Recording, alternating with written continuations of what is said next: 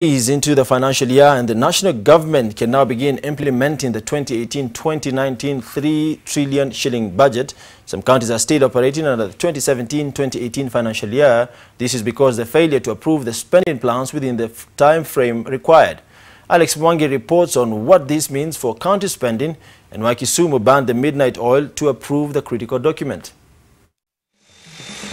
As Kenyans were enjoying their weekend, Kisumu County government officials on Saturday night rushed to pass the county's budget to avoid a scenario of going against the stipulated period of approving the critical document. Tough wars and differences between county officials have led to delays in the passage of the budgets in some counties, even as the new financial year officially begins. Laikipia County has managed to resolve the outstanding issues and passed its 5.6 billion shilling budget. We have concluded the budget process. The Assembly approved the budget estimates. Also, the Assembly concluded the appropriation bill. We have put a good number of ECD classrooms.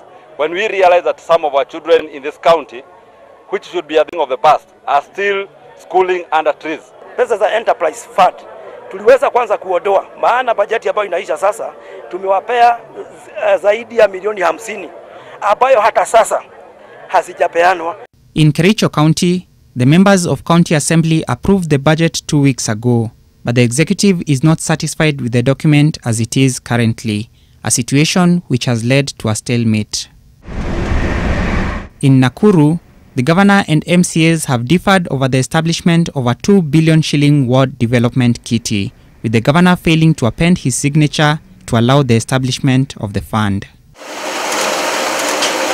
The Nyandarua County Assembly plans to pass the proposed 6.3 billion shilling budget on Tuesday.